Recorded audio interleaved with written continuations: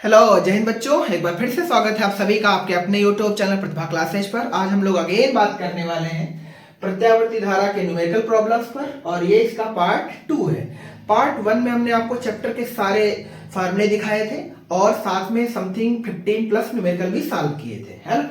आज की जो अपनी क्लास होने वाली है और आज जो फार्मूले यूज होने वाले हैं उनको हमने पहले से लिख रखा है। हालांकि ये कल हमने सारे आपके सामने चलती क्लास में भी लिखा हुआ था, है ना। तो एक बार इनको आप नजर मार के देख लीजिएगा। हालांकि बोर्ड पे परमानेंट लिखेंगे तो कोई दिक्कत नहीं आने वाली, ठीक है ना। तो आज शुरू करते हैं आज की क्लास और आज हम लोग समथिंग 20 प्लस न्यूमेरिकल कंप्लीट करेंगे। और आज की सबसे महत्वपूर्ण बात यह है कि फार्मूले इतने टफ है कि इनका जो कैलकुलेशन है वो बहुत लेंदी होने वाला है, मतलब बड़ा टफ होने वाला है। तो थोड़ा धैर्य पूर्वक क्लास को जारी रखेंगे, लंबी भी हो सकती है और हम चाहते हैं कि आप भी थोड़ी हमारी हेल्प करेंगे, यानी हम कुछ चीजें बता करके आपको छोड़ देंगे, आप उस कैलकुलेशन को कर लीजिएगा, ठीक है ना। चलो शुरू करते हैं आज की क्लास। जो आज का पहला न्यूमेरिकल अपना होने वाला है 0.21 हेनरी का प्रेरकत्व है तथा 12 ओम का प्रतिरोध है। 220 वोल्ट तथा 50 हर्ट्ज के प्रत्यावर्ती धारा स्रोत से श्रेणी क्रम में जुड़े हुए हैं। परिपथ में धारा का मान तथा धारा एवं स्रोत वोल्टता के मध्य कला कोण का मान ज्ञात कीजिए। जो वैल्यू रख रखी है उनको पहले लिख लेते हैं। हेनरी वाली यूनिट को हम एल से लिखते हैं। एल की वैल्यू सवाल में दे रखी 0.1 हेनरी का प्रेरकत्व और 12 ओम का प्रतिरोध है। आर की वैल्यू दे रखी है 12 ओम। जो सप्लाई दे रखी है वो है 220 वोल्ट और इस सप्लाई की जो आवृत्ति है वो है 50 हर्ट्ज। श्रेणी क्रम में जुड़े हुए हैं ये सब, यानी सर्किट एल आर है ना। परिपथ में धारा का मान यानी आई फाइंड करना है और धारा और वोल्ट के बीच कालांतर ज्ञात करना है, मतलब फाई ज्ञात करना है। कोई दिक्कत तो नहीं? ठीक, बहुत अच्छा है। अब अपने को सबसे पहले निकालना पड़ेगा आई। अच्छा तुम खुद बताओ, अगर ये सर्किट कॉम्बो ना होता, मतलब कोई आर के साथ जुड़ा ना होता, तो हम आराम से लिख सकते आई बराबर वी अपान आर। गलती पेपर में बिल्कुल मत करना, देख लेना सही से कि सर्किट कॉम्बो है या सिंगल है। देखो जो सिंगल है तो वी अपान एल या वी अपान आर या वी अपान एक्सएल या वी अपान एक्सी कोई भी लगा सकते हैं, ठीक है। बट अगर वो कॉम्बो है तो हम कॉम्बो का प्रतिरोध लेते हैं और याद करेंगे कॉम्बो के प्रतिरोध को हम जेड से डिनोट करते हैं। एलआर सर्किट के लिए जेड का फार्मूला होता है रूट के अंदर R square plus XL square और सीआर सर्किट के लिए होता है रूट के अंदर R square plus XC square. XL और एक्सी की वैल्यू क्या है वो हमने ऊपर यहां लिख रखी है, आराम से देख लीजिएगा, ठीक है। तो सबसे पहला काम है अपने को जेड निकालना, क्योंकि सवाल में वी तो दे रखा है तो हम यहां पर फार्मूला लिख देते हैं। अपने को जो आंसर लाना है वो जेड का लाना है ना पहले, तब हम आई निकाल पाएंगे, क्योंकि वी सवाल में दे रखा है। तो सबसे पहला काम है जेड निकालना। जेड निकालने के लिए हम क्या करेंगे, फार्मूला लिखेंगे यहां पर जेड बराबर, रुक जाना थोड़ा, हम इसी को बढ़ा देते हैं, v अपान और z की जगह लिख सकते हैं R square plus XL square. बहुत ध्यान से अगर देखेंगे तो r की वैल्यू सवाल में दे रखी है, मिसिंग कौन है, एक्सएल। तो ऐसा करिए एक्सएल निकाल लीजिएगा, है ना। एक्सएल हम यहां से अलग निकाल लेते हैं। एक्सएल बराबर फार्मूला होता है ओमेगा एल, पर सवाल में ओमेगा की वैल्यू नहीं है, पर ओमेगा की जगह पर एन दे रखा है। इसका मतलब हम फार्मूला लगा लेंगे 2 पाई एन एल, जो कि हमने उधर लिख भी रखा है, ठीक है। इसको कैलकुलेट कर लेते हैं। तो 2 इंटू पाई की वैल्यू 22/7 रखें या 3.14 रखें, पर सुविधा अनुसार। अगर आप 3.14 रखेंगे तो कैलकुलेशन में फंसेंगे, पर 22/7 रखेंगे तो एल की वैल्यू में 21 आ रहा है। इसका मतलब आपको तेजी से देखना भी आना चाहिए सवाल को। तो 22/7 इंटू एन की वैल्यू है 50 इंटू एल की वैल्यू है 0.21, ठीक है ना। अब ध्यान से देखेंगे, दशमलव से नीचे 2 जीरो बढ़ जाएंगे, इसमें कोई बुराई नहीं है, ठीक। तो अगला ध्यान से देखेंगे, 7 को हम 1 से काटेंगे तो नीचे 100 आ जाएगा। कितना आ जाएगा, 100, और ये आ जाएगा 3। कोई दिक्कत तो नहीं, ठीक, बहुत बढ़िया। ध्यान से, तो 2 इंटू 50 100 होता है और बटे में भी 100, इसका मतलब हम इस वैल्यू को उड़ा सकते हैं। तो जो एक्सेल का अपना डेटा निकल के आएगा वो 66 ओम आ जाएगा, इसमें कोई बुराई नहीं है, ठीक है ना। अब इस वैल्यू को ले चलते हैं इस वाले सवाल में। तो ध्यान से देखेंगे, आई बराबर वी की वैल्यू सवाल में है 220 बटे में रूट के अंदर आर की वैल्यू है 12 का स्क्वायर प्लस एक्सएल का स्क्वायर बोले तो 66 का स्क्वायर, ठीक है ना। अब क्या करेंगे, तो 66 एक जेन्युइन नंबर, इसका स्क्वायर करना पड़ेगा। तो 66 का हम यहां पर स्क्वायर कर लेते हैं, है 2 बार गुणा करके।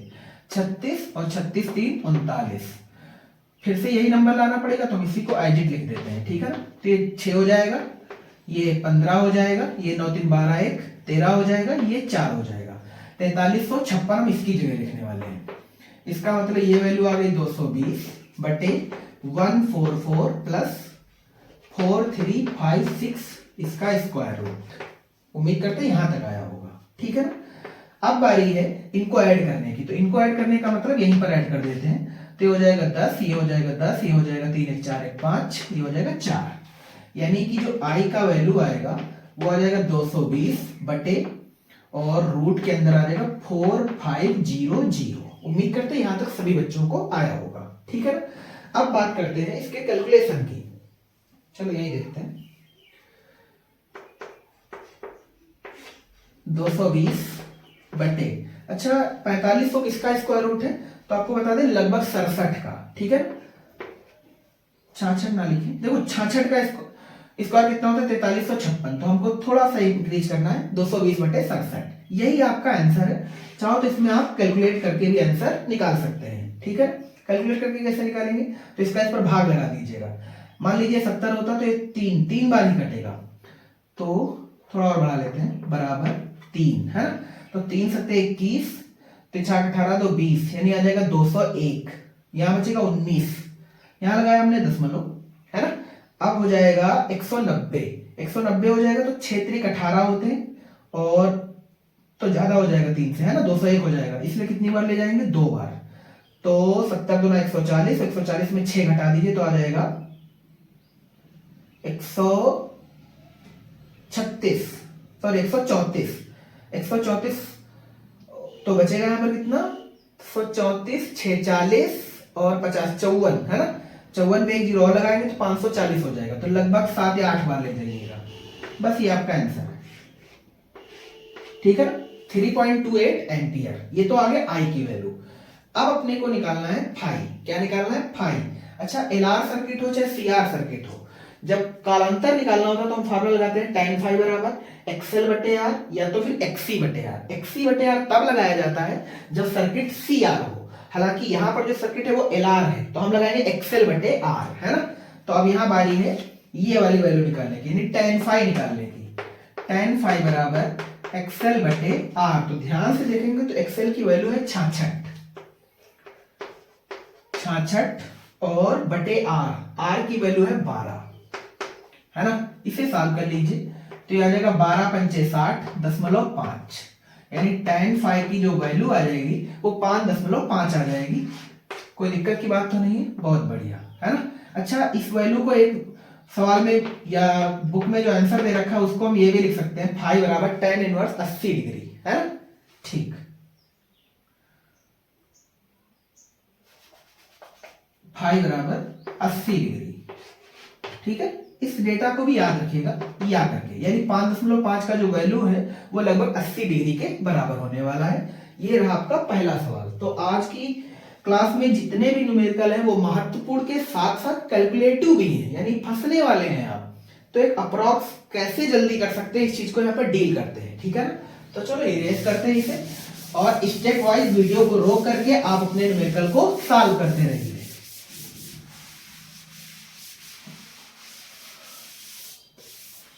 नेक्स्ट सवाल कह रहा है एक 100 वोल्ट 50 हर्ट्ज के प्रत्यावर्ती धारा परिपथ में प्रेरकत्व L का एक प्रेरक और 31.4 ओम प्रतिरोध का एक बल्ब श्रृंखलाबद्ध जुड़े हैं, यानी सर्किट अगेन एलआर है। यदि वोल्टता और धारा में कला कोण π/4 रेडियन हो तो L का मान परिकलित कीजिए। मतलब फाई की वैल्यू इस बार दे रखी पर L का मान नहीं दे रखा है। क्या क्या दे रखा है, डेटा लिखते हैं। 100 वोल्ट 50 हर्ट्ज, V बराबर 100 वोल्ट, N बराबर 50 हर्ट्ज। बहुत अच्छे। प्रत्यावर्ती धारा परिपथ में प्रेरकत्व L का एक प्रेरक, प्रेरकत्व L का एक प्रेरक है, मतलब यही चीज मिसिंग है, मतलब L फाइंड करना है।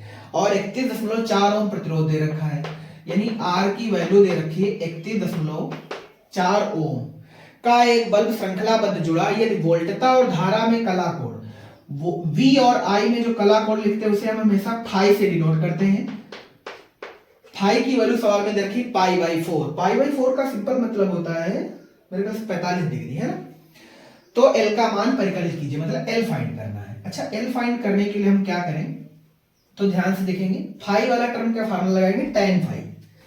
कुछ बेसिक चीजें शायद यूज भी ना हो।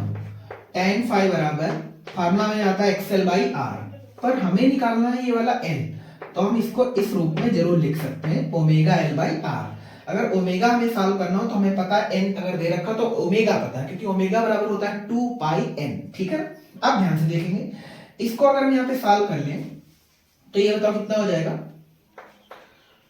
tan π/4। tan π/4 का मतलब होता है tan 45, है ना, क्योंकि पाई की वैल्यू होती है 180 और 180/4 करेंगे तो आंसर आ जाएगा 45। कोई दिक्कत तो नहीं, बहुत अच्छे। बराबर ओमेगा L/R, ये अपना कंप्लीट फार्मूला बन गया। tan 45 की हम वैल्यू जानते हैं 1 होती है, बराबर ओमेगा L/R। तो हम ध्यान से देखेंगे तो फार्मूला बन जाएगा ओमेगा L बराबर R। ओमेगा L बराबर R। अब मुझे L ही तो फाइंड करना है, तो ध्यान से देखेंगे L बराबर आ जाएगा R/ओमेगा। R/ओमेगा। अब R की वैल्यू तो सवाल में एजिट दे रखी है, मिसिंग कौन है, ओमेगा, और ओमेगा की वैल्यू हम 2πn से जानते हैं, तो हम इसे और थोड़ा इंक्रीज कर लेंगे और हम इसे लिख देंगे 2πn, है ना। अब बारी है वैल्यू पुटिंग की और कैलकुलेशन करने की। R की वैल्यू है 31.4 बटे 2 × 3.14। थोड़ा स्पीड देखिएगा, है ना, 31.4 3.14, तो कोशिश करिए कि हर जगह सुविधा अनुसार नंबर को रखिएगा, ठीक है ना, इंटू 50। उम्मीद करते हैं यहां तक कोई दिक्कत नहीं होगी। अच्छा, हम जानते हैं दशमलव से वाला दशमलव कैंसिल, तो दशमलव यहां आ जाएगा, है ना। अब जब यहां से दशमलव काटेंगे तो या तो ऊपर जीरो बढ़ा लो या तो साथ वाले अंकों का जीरो काट दो, बात तो वही है। तो ये वाला तो पूरा पूरा नंबर गया ना। अब आया 1/100, क्योंकि ऊपर 1 बचा और सॉरी 1/10 बचा, 1/10। तो बताओ एल की वैल्यू कितनी आएगी, एल की वैल्यू आ जाएगी 0.1 हेनरी। क्या आ रहा है, बिल्कुल आ रहा है, ठीक है ना। एकदम जबरदस्त सवाल है, कोई कष्ट वाली बात नहीं है। ये सब वो सवाल है जो बोर्ड के महारथी रह चुके हैं, मतलब बोर्ड इनको पूछ रहा है लगातार, है ना। ये पिछला सवाल 2003 का है, इसके जो पहले सवाल लिखा था वो 2014 का है, ठीक है ना। अगला सवाल है, एक प्रतिरोधहीन कुंडली का प्रेरकत्व दे रखा है, यानी इसका रेजिस्टेंस 0 है, 1/π हेनरी, इसमें 0.2 एम्पीयर की प्रत्यावर्ती धारा प्रवाहित करने पर कितना विभवांतर उत्पन्न होगा यदि धारा की आवृत्ति 50 हर्ट्ज दे रखी हो, ठीक है ना। तो चलो इसे इरेज करते हैं और बढ़ते हैं नेक्स्ट सवाल की तरफ।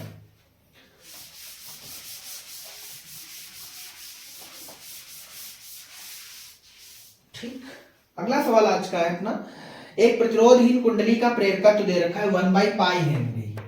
एल की वैल्यू सवाल में है 1/π हेनरी, इसमें 0.2 एम्पीयर का करंट है, I बराबर 0.2 एम्पीयर की प्रत्यावर्ती धारा प्रवाहित करने पर कितना विभवांतर उत्पन्न होगा, मतलब अपने को V फाइंड करना है यदि धारा की आवृत्ति 50 हर्ट्ज हो।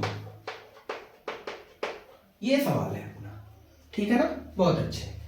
अपने को निकालना है V, है ना। हम V का फार्मूला जानते हैं, V बराबर IR, पर सर्किट में अपने दे रखा है L। इसका मतलब हम फार्मूला जब V का न्यूमेरिकल सॉल्व करने जाएं तो हम V बराबर IR लगाएं, है ना, और R की जगह पर सर्किट के अनुसार लगाते हैं। तो सर्किट में चूंकि कुंडली दे रखी है, इसलिए जो परिपथ का प्रतिरोध लिखा जाएगा वो प्रेरण प्रतिघात के बराबर लिखा जाएगा, मतलब जो I होगा वो XL के बराबर होगा, सॉरी जो XL होगा वो R के बराबर होगा। तो हम V बराबर क्या लिख लेंगे, XL, V बराबर IXL। अब मिसिंग क्या है, ध्यान से देखो, मिसिंग है सवाल में XL, क्योंकि I की वैल्यू दे रखी है, तो सबसे पहला काम है XL निकालना। XL बराबर फार्मूला होता है 2πnL, है ना। क्या सवाल में सब कुछ दे रखा है, सवाल में NB दे रखा है, सवाल में LB दे रखा है। इसका मतलब ये है कि हम XL को यहीं पर सीधा सीधा पुट कर देते हैं, तो हम सीधा वैल्यू ही निकाल देते हैं। ध्यान से देखेंगे, V बराबर I और XL की जगह पे लिखेंगे 2πnL, है ना। कैलकुलेट करना है बस, है ना। I की वैल्यू 0.2 × 2 × L की हम बताएं पाई को पाई ही लिखा रहने दो, 2π, क्यों भी समझ आ जाएगा 50, और L की वैल्यू है 1/π, है ना, इंटू 1 बटे पाई, इसलिए हमने पाई को पाई ही लिखा रहने दिया। पाई से पाई कैंसिल, ठीक है ना, दशमलव से ये वाला 0 कैंसिल। अब आप बोलेंगे 4 4 पंचे 20, क्या आ रहा है, ये आ रहा है, ठीक है ना। चलो आगे बढ़ते हैं। 10 वोल्ट 2 वाट के बल्ब को 100 वोल्ट 40 हर्ट्ज के प्रत्यावर्ती धारा स्रोत से हमें जलाना है, ठीक। बल्ब के श्रेणी क्रम में जोड़े जाने के लिए आवश्यक चोक कुंडली के प्रेरकत्व की गणना कीजिए। जब भी वेरिएबल में वोल्टेज दे रखा हो तो सबसे पहले वोल्टेज के साथ जो वॉट लिखा रहता है उससे आप जो जो डेटा निकाल सकते हो उससे पहले आप निकाल लीजिएगा। तो सबसे पहले कहा इसने क्या है, 10 वोल्ट 2 वाट, तो V बराबर दे रखा है 10 वोल्ट और P बराबर दे रखा है 2 वाट। अगर आपने विद्युत चालन के न्यूमेरिकल करे होंगे तो तुम्हें याद होगा हम इस वैल्यू से दो चीजें निकाल सकते हैं, एक तो R निकाल सकते हैं, दूसरा करंट निकाल सकते हैं। R निकालने के लिए हमें फार्मूला आता है V square by P। V square P को जब सॉल्व करेंगे आप तो आ जाएगा 100 बटे 2, यानी कि R का जो वैल्यू आ जाएगा वो आ जाएगा 50 ओम, ठीक है ना। अब बारी है अपने को I निकालने की। I बराबर फार्मूला होता है V अपान R। V की वैल्यू यहाँ पर है 10 और R की वैल्यू है 50, तो 0 से 0 कैंसिल, 1/5 मतलब I, और I की वैल्यू हो गई 0.2 एम्पियर। उम्मीद करते हैं यहां तक किसी बच्चे को कोई दिक्कत नहीं होगी। आगे सवाल कह रहा है कि हमें इसे जब जलाना है 100 वोल्ट से, तो V डैश इसे मान लीजिए क्योंकि नया वोल्टेज है, V डैश की वैल्यू 100 वोल्ट है और 40 हर्ट्ज के प्रत्यावर्ती धारा स्रोत से जलाना है, यानी M की जो वैल्यू है वो 40 हर्ट्ज दे रखी है। बल्ब के श्रेणी क्रम में जोड़े जाने के लिए आवश्यक चोक कुंडली के प्रेरकत्व की गणना कीजिए। प्रेरकत्व का मतलब होता है L, यानी इस सवाल में आपको L फाइंड करना है, ठीक है ना। ऐसे सवालों में जब भी L निकालना हो, C निकालना हो, तो उसके लिए आप हमेशा याद रखेंगे इसको करंट के इक्वल कर देंगे। तो I बराबर जो अपना फार्मूला आ जाएगा वो आ जाएगा V डैश अपान Z। Z इसलिए लिखा है क्योंकि यहाँ पर सर्किट हो गया कॉम्बो। कॉम्बो में ध्यान को तो R आ गया और L आ गया, मतलब जो Z का फार्मूला है वो LR सर्किट के लिए हो जाएगा। इसका मतलब जो फार्मूला बन जाएगा वो बन जाएगा V डैश अपान Z। Z की वैल्यू LR सर्किट के लिए ये रही, रूट के अंदर R square plus XL square, है ना, R square plus XL square.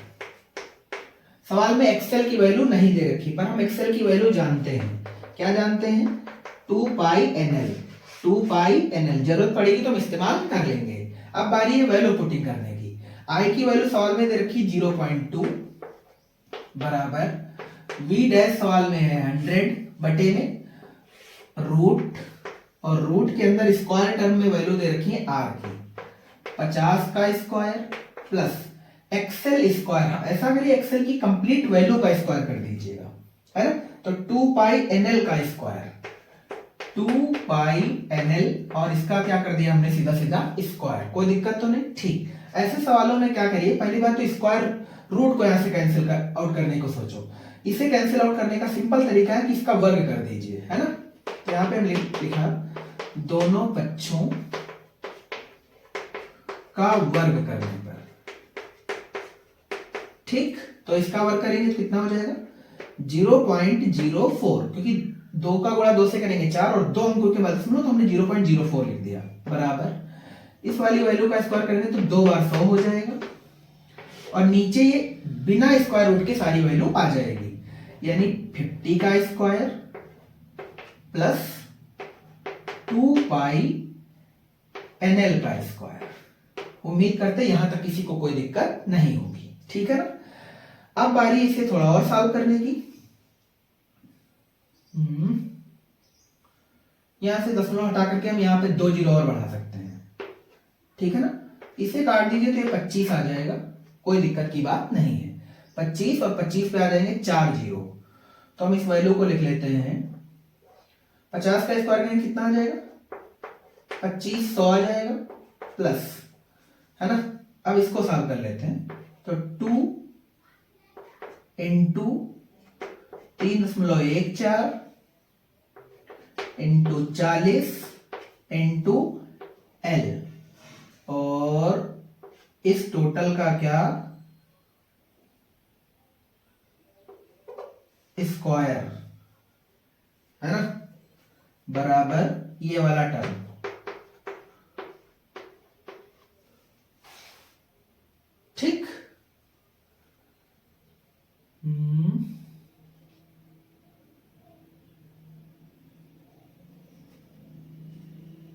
इसको उधर ले जाएंगे, माइनस हो जाएगा, तो इस वाले टर्म को सॉल्व कर लेते हैं। ये हो जाएगा 628 और 628 की गुणा हम 4 से कर लेंगे, तो इधर निकाल देते हैं कहीं पर। 4 8 32 के 2, 2 8, 3 11, 4 6 24, 1 25। तो इसको हमने मान लो उधर भेज दिया है, तो ये हो जाएगा 25 12 और 1 0 ये। अब 2 अंक के बाद दशमलव, 2 अंक के बाद दशमलव का मतलब है यहां पर दशमलव, ठीक है ना, और इनटू में l, तो l और इस टोटल का क्या स्क्वायर, यहां तक आया, ठीक, बराबर इस वाले नंबर से ये वाला नंबर निकाल दीजिए। तो इसको हम पहले यहाँ पे घटा लेते, सीधा सीधा लिख देंगे। तो यहाँ पे बटे हमने लिख दिया 2500, हालांकि आप अलग कर लेना। तो हो जाएगा 0 0 5 7 24, 24 75 00, 24 75 00, ठीक है ना।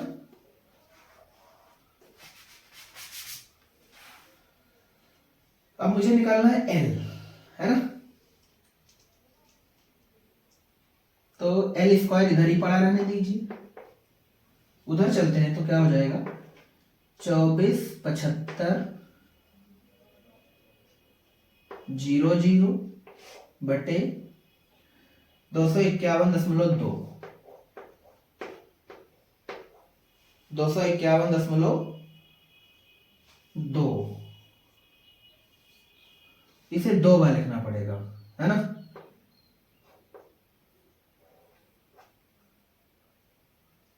इंटू 251.2, है ना। बहुत लंबा कैलकुलेशन है यार। तो अगर ये एक परफेक्ट नंबर होता तो काम आसान हो जाता, क्योंकि स्क्वायर लगा तो ये वैल्यू एक बार बच जाएगी। ये स्क्वायर रूट कितने का होता है, बड़ा मुश्किल काम है यार। ऐसा करिए अप्रॉक्स लगा दीजिए, अप्रॉक्स लगाएंगे तो बताओ क्या हो जाएगा। मान लेते हैं ये लिखा है 2500, यानी जो 2475 इसे 2500 मान लो, ठीक है ना। 2500 होता तो ये 5 आ जाता, ये 0 आता, ये 0 आ जाता, यानी ऊपर जो अप्रॉक्स वैल्यू है वो 500 है ना। तो इसका मतलब जो आंसर है वो 500 से थोड़ा सा कम है। तो ऐसा करिए हम इसे कंप्लीट कर देते हैं, रुक जाना थोड़ा सा, यहां लगा देते हैं, थोड़ा सा बुद्धि लगाइए। ये एल स्क्वायर दे रखा है, तो ध्यान से देखो तो ये वैल्यू 2 बार लिख रखी है, तो अगर हम स्क्वायर यहां से काटेंगे तो एक बार ये बचेगी, एक बार कट जाएगी। अब मेन काम है ऊपर को सॉल्व करना। अच्छा, ऊपर वाली वैल्यू लिखिए 2475, 2 0 का 1 0 हो जाएगा स्क्वायर रूट करने पर, इसमें कोई बुराई नहीं है। तो 2475 को हैंडल कर लो बस। अच्छा, 2475 किसका स्क्वायर रूट है, तो हम कहेंगे परफेक्ट तो किसी का नहीं है, इसलिए परफेक्ट इसके आसपास का नंबर देख लो, तो ऊपर या तो नीचे का। तो 2475 में अगर हम 25 जोड़े तो 2500 हो जाएगा, और 2500 स्क्वायर रूट है परफेक्ट 50 का। किसका है, 50 का। इसका मतलब 2475 50 का स्क्वायर रूट है। 2 0 का 1 0 लेंगे तो आंसर 500 आ जाएगा। यानी अगर ये 25 00 00 यानी 25 पर 4 0 होते तो ये 2500 का, सॉरी 500 का स्क्वायर हो जाता, है ना। पर ये 500 से थोड़ा सा कम है, तो एक दो अंक घटा दीजिए। फॉर एग्जांपल हम यहाँ से एल निकाल रहे हैं, है ना। अब एल यहां से निकालेंगे तो लगभग मान लीजिए 497 दशमलव कुछ मान लो, अरे 4 मान लो, ठीक है ना। अब परफेक्ट अपना तुम देख लेना, नीचे क्या बचेगा, एक बार ये बचेगा 251.2। उम्मीद करते अब ठीक लगा होगा, है ना। दशमलव से दशमलव कैंसिल, तो जो एल की वैल्यू आएगी वो 1 करके आएगी, 1 पॉइंट करके। अब कितना आ रहा है वो हम आंसर ही लिख देते हैं, आंसर आ रहा है 1.98। ये आफत थी इस सवाल की, बड़ा लेंदी है ना। कैलकुलेशन आप समझ सकते हैं, अगर पेपर में इन चीजों को आप समझ नहीं पा रहे हैं कि कौन सा नंबर किसके आसपास का, यकीन करिए भटक जाएंगे, है ना।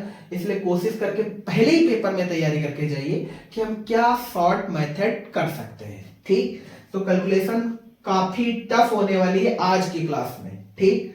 तो इसे उतार लीजिएगा, पढ़ते हैं अगला सवाल।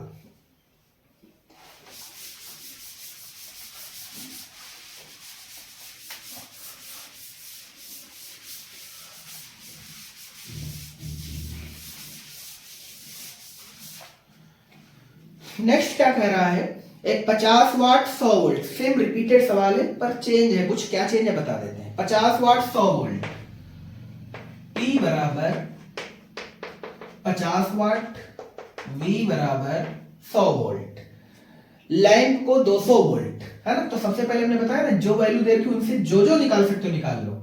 तो हम r निकाल सकते हैं। r बराबर v स्क्वायर बाई p, यानी 100 का स्क्वायर मतलब 2 बार 100 बटे में p मतलब 50। ये आ जाएगा r की वैल्यू 200। ठीक, यहां तक सभी को आया होगा। अब बारी है इसमें एक वैल्यू और निकालने की, वो है करंट।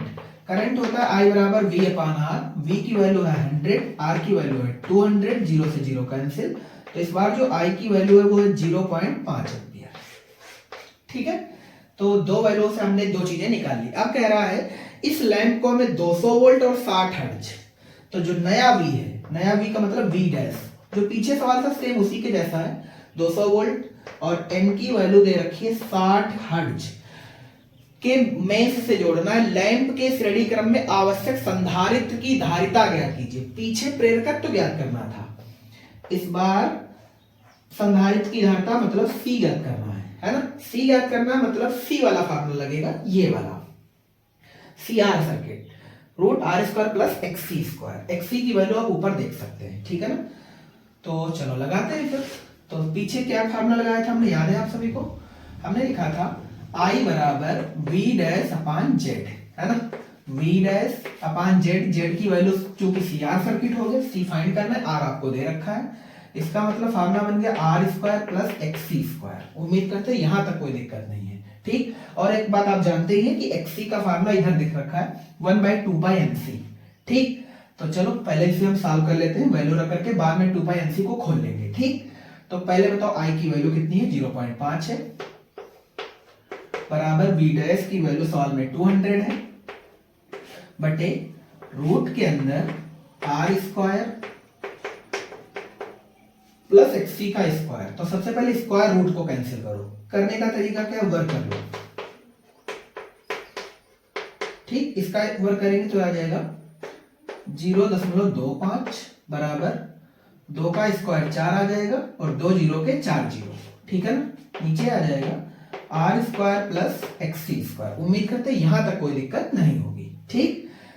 अब क्या करिए, अगर ये कट सकता है तो काट दीजिएगा, दशमलव से यहाँ कितने जीरो बढ़ जाएंगे, 2, है ना। 25 का नाम 25, यहाँ बचेगा 15, 25 छक्का 150, तो 400 तो कैंसिल हो गया।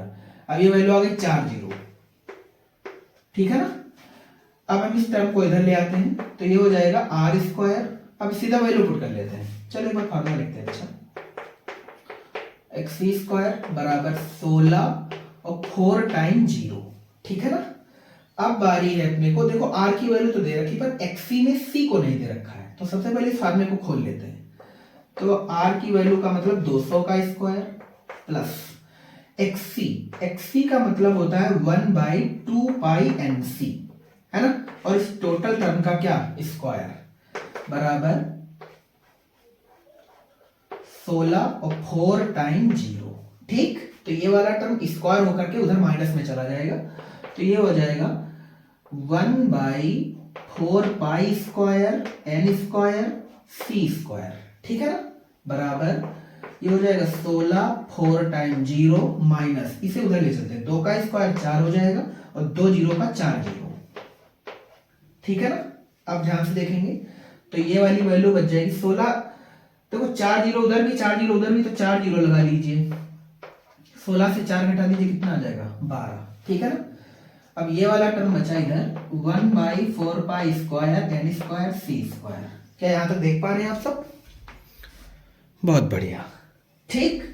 तो उम्मीद करते हैं यहां तक कैलकुलेशन समझ जरूर आई होगी। अब बढ़ते हैं आगे। अब हम क्या कर सकते हैं वो चीज आप देखिए ध्यान से। तो मेरे ख्याल से अगर हम C स्क्वायर निकालें तो क्या कर सकते हैं, तो हम बताएं इसे क्या करो। सबसे पहले 1/C स्क्वायर इधर लिखा रहने दो, या आप हम बताएं पूरा लिखा रहने दो, एक स्टेप पूरा लिखा रहने, फिर देखते हैं। तो 1/4π square N square C square, ये सब 1 में है, बराबर में। पहले तो बताओ 12 0 0 0 0 करके लिखा है ना, तो हम बताएं 12 को आप अलग कर लीजिए और इन 4 जीरो को अलग कर लीजिए, है ना। तो 12 गुणे 10 की पावर 4 आ जाएगा। हम इधर लिख सकते हैं 12 गुणे, या मतलब इसी को यहाँ पे लिख लो क्योंकि ज्यादा स्टेप यूज ना करो, तो हम इसे लिख सकते हैं 12 गुणे 10 की पावर 4। तो आप बताओ हम क्या लिख सकते हैं, हम इसे लिख सकते हैं, इस 12 को बताओ क्या लिख सकते हैं, 2√3 लिख सकते हैं, है ना, 2√3 इंटू 10⁻², है ना, 10⁻4 का आधा हो जाएगा। सॉरी अभी नहीं करा हमने, अरे यार 12 गुणे 10⁻4 है ना ये, तो सीधा सीधा सी स्क्वायर निकालते हैं तब ऐसा करेंगे, है ना। तो 12 गुणे 10⁻4 और ये 1/4 pi square N square C square दे रखा, तो ऐसा करो सीधा सीधा सॉल्व करो यार, इतना काहे ज्यादा बढ़ा रहे हो, ध्यान से देखना आप, ठीक। हम सीधा इस 1/c स्क्वायर का 1/c लिख रहे हैं, ठीक। अब ध्यान से देखना, अच्छा ये सब उधर जाएगा तो हम लिख जाएंगे रूट के अंदर 4 pi square n square into में 12 गुणे 10⁻4, अब ठीक है ना, बराबर ये सब 1/c के है, तो 4 का क्या हो जाएगा 2, पाई स्क्वायर का पाई, n स्क्वायर का n, 12 को हम लिख सकते हैं 2√3 इंटू 10⁻², क्या ये ठीक रहेगा, बिल्कुल ठीक रहेगा, ठीक है ना। अब √3 की वैल्यू हम जानते हैं, तो हम बताएं सीधा सीधा c निकालते हैं, c वहां चला जाएगा और c की जगह पर ये वाली वैल्यू आ जाएगी, इसका मतलब जो c बराबर होगा वो आ जाएगा 1/2 पाई n इंटू 2 इंटू 1.732 इंटू 10⁻²। उम्मीद करते हैं यहां तक आया होगा, ठीक है ना, बराबर। अब क्या करें, 1 वैल्यू रखते हैं, ये सब बराबर सी के चल रहा है, 2 into 3.14 into 60 into 2 into 1.732 into 10⁻²। Calculation गजब की एकदम है ना। क्या क्या कर सकते हैं, दशमलव दशमलव तो ऊपर 4 जीरो बढ़ा सकते हैं, ठीक। ध्यान से देखो, तो इन 2 जीरो से 10⁻2 काट सकते हैं और 1 जीरो से ये वाला काट सकते हैं, ठीक है ना इतना। अब ये ऊपर बचा 10, तो हम इसको सॉल्व कर सकते हैं क्या, बिल्कुल कर सकते हैं। ये आ जाएगा 5, ये आ जाएगा 2, यहां से कैंसिल, यहां बच गया 5 नीचे किसी नंबर को काट सकता है क्या, किसी नंबर को नहीं काट सकता है, परफेक्ट तो किसी को नहीं काट सकता है, ठीक है ना। तो ऊपर बचेगा 5, नीचे बचेगा 314 गुणे 2 628 गुणे 6 की गुणा इस नंबर से कर देते हैं, 6 दूनी 12, 6 त्रिक 18 1 19, 6 सते 42, 42 1 43, 6 के 6 6 4 10, 392। ये सब बराबर किसके है, 1/c के। ये एक नंबर है, इसे अगर आप सॉल्व करेंगे तो अपने एक रियल आंसर पे पहुंच जाएंगे। अब आंसर क्या वो हम लिख देते हैं, इतना काम प्लीज आप कर लीजिएगा, 7.66, जो सॉरी 1/c नहीं है, c है, c बराबर 7.66 माइक्रोफैरड, या ये कह सकते हैं 7.66 गुणे 10⁻⁻6 फैरड। ये आपके दोनों ही आंसर सही हैं, ठीक है ना। और घात निगेटिव आ जाएगा, इस बात में कोई डाउट ही नहीं है, क्योंकि नीचे नंबर बहुत ज्यादा लिखा है ना, और ऊपर एक छोटा सा अंक लिखा इकाई अंक, जबकि नीचे 10,000 के अंक में संख्या दे रखी है। हालांकि जब इसका गुणा करेंगे तो लाखों करोड़ों में चली जाएगी, इसलिए घात माइनस में आएगी, इसमें कोई बुराई नहीं है। तो आप देख पा रहे होंगे कैलकुलेशन कितना टफ होने वाला है। अगर बोर्ड एग्जाम में आता है ये, और ये पूछा हुआ सवाल है 2008 का, इसके जो पहले सवाल लगा था उसका भी कैलकुलेशन मजेदार था 2014 का। सोच पा रहे हैं आप, एक सवाल तो आपको ऐसा मिलने वाला है ना, तो क्यों ना एक बार तैयारी करके जाएं आप, है ना। चलो बढ़ते हैं आगे,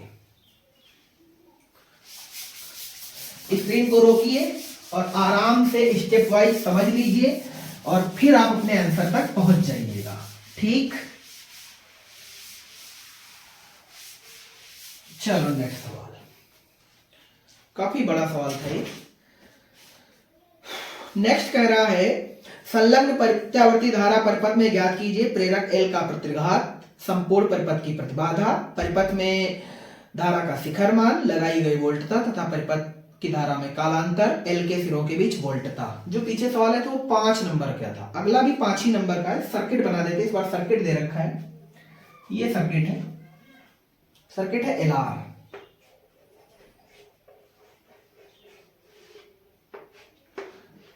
एसी सप्लाई को ऐसे शो करते हैं और इसका जो फंक्शन दे रखा है वो दे रखा है 10 साइन 100t, ठीक है ना। और ये किसका फंक्शन है यार, ये चीज तो बता ही नहीं इसमें, मेरे ख्याल से वोल्टेज का, ठीक है, ये वोल्टेज का फंक्शन है। ये आर दे रखा है 100 और एल दे रखा है 0.1 हेनरी। ये सिंबल एल का, ये सिंबल आर का है, तो ये लिख देते हैं, ये आर है और ये एल है। ज्ञात करने वाले आंकड़े बहुत ज्यादा है, चलो लिख देते हैं क्या क्या याद करना है। पहला पॉइंट है प्रेरक एल का प्रतिघात। प्रेरक एल का प्रतिघात बोले तो एक्सएल ज्ञात करना है। पॉइंट नंबर 2 ज्ञात करना है संपूर्ण परिपथ की प्रतिबाधा। प्रतिबाधा बोले तो जेड। पॉइंट नंबर 3 परिपथ में धारा का शिखर मान। परिपथ में धारा के शिखर मान को कहते हैं आई नॉट, वोल्टेज के शिखर मान को कहते हैं वी नॉट। पॉइंट नंबर 4 लगाई गई वोल्टता तथा परिपथ की धारा में कालांतर, यानी पॉइंट नंबर 4 में ज्ञात करना है फाई। और क्वेश्चन नंबर 5 है एल के सिरों के बीच वोल्टता का शिखर मान। एल के सिरों के बीच वोल्टता का शिखर मान मतलब वीएल ज्ञात करना है, ठीक है ना। इतना सवाल है और ये सवाल 5 नंबर में तो आना ही आना है ना। तो चलो एक एक करके सॉल्व करते हैं। तो पहले बता दो वैल्यू क्या क्या दे रखी है, यहां से नोट करो। तो वी नॉट की वैल्यू सवाल में दे रखी है 10 और ओमेगा की वैल्यू दे रखी है 100, ठीक है ना, रेडियन बटे सेकेंड, ठीक। तो इतनी वैल्यू सवाल में दे रखी है। तो सबसे पहले स्टेप को ही सॉल्व कर लेते हैं। पहला निकालना है आपको एक्सएल। एक्सएल बराबर फार्मूला होता है ओमेगा एल, जिसे आप 2 पाई एनएल के रूप में देख सकते हैं। 2 पाई एनएल है ना। अब बताओ वैल्यू क्या क्या दे रखे हैं, 2 इंटू पाई की वैल्यू 3.14 इंटू, रुक जाना यार, क्यों इतना झंझट करें, इस बार तो ओमेगा डायरेक्ट दे रखा है 100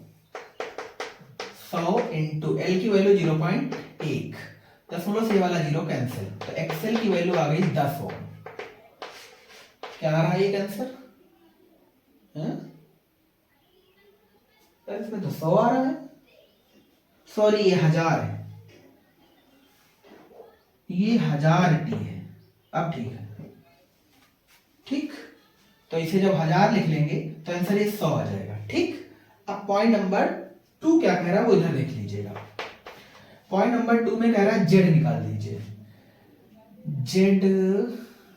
जेड बराबर निकाल लेते हैं, तो root R square plus XL square. तो रूट आर की वैल्यू कितनी है 100 का स्क्वायर प्लस 100 का स्क्वायर, तो जो जेड आएगा वो आ जाएगा 100√2। ये भी आ रहा है, गुड आ रहा है। पॉइंट नंबर थर्ड में निकालना है आई नॉट। ध्यान से देखो, तो जेड बराबर हम V nought by I nought लगा सकते हैं, जिसमें आई नॉट की जो वैल्यू होगी वो वी नॉट बाई जेड आ जाएगी, है ना। सब कुछ मैक्सिमम है तो फिर सब कुछ मैक्सिमम ही ले लीजिए। वी नॉट की वैल्यू सॉल्व में ध्यान से तो 10 है और जेड की वैल्यू देखिए 100√2। 10 से 100 को काटेंगे तो 1/10√2 आ जाएगा, यानी आई नॉट की जो वैल्यू आएगी 1/10√2 एम्पियर। क्या यही आ रहा है? बुक का आंसर आ रहा है 0.07 एम्पियर, जो कि इसी वैल्यू का कैलकुलेशन है, ठीक है ना। पॉइंट नंबर 3 हो गया। पॉइंट नंबर 4 फाई निकालने के लिए हम करने वाले हैं tan फाई बराबर एक्सएल बटे आर। एक्सएल की वैल्यू सवाल में है 100, आर की वैल्यू भी कितनी है 100, तो tan फाई आ जाएगा 1। तो अगर मैं फाई निकालना हो तो ये आ जाएगा 45, क्योंकि tan 45 का मान 1 होता है। पॉइंट नंबर 5 निकालना है वीएल बराबर हम निकाल सकते हैं, चूंकि मैक्सिमम निकालना है तो हम करंट भी मैक्सिमम ले लेंगे। तो आई नॉट एक्सएल V बराबर आई आर लिखा है ये, ठीक है ना। तो आई नॉट की वैल्यू कितनी, 0.07 इंटू एक्सएल की वैल्यू है ये 100, है ना। तो दशमलव से ये दोनों जीरो कैंसिल, VL बराबर 7 वोल्ट, ठीक है। सारे आंसर मैच कर रहे हैं। इसे इरेज करते हैं, आगे बढ़ते हैं।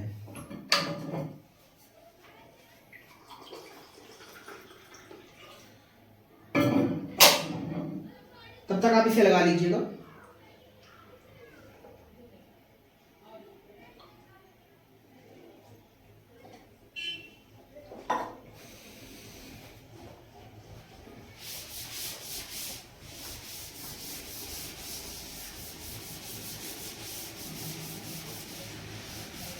आज मैं ऊपर आसमान नीचे।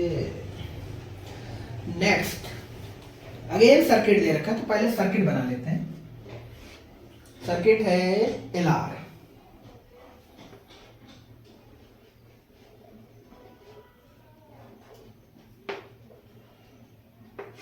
ये रही सप्लाई। सप्लाई की वैल्यू दे रखी है 400 साइन 300 टी। L की वैल्यू 0.1 हेनरी है, R की वैल्यू 40 ओम, ठीक है ना। तो एक बार वैल्यू देख लीजिए क्या क्या दे रखी है। V0 की वैल्यू दे रखी है 400, ओमेगा की वैल्यू दे रखी है 300। क्या क्या ज्ञात करना है वो बता देते हैं।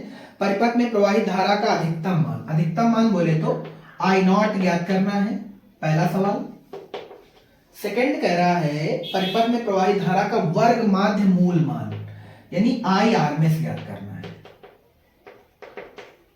ठीक। दो सवाल।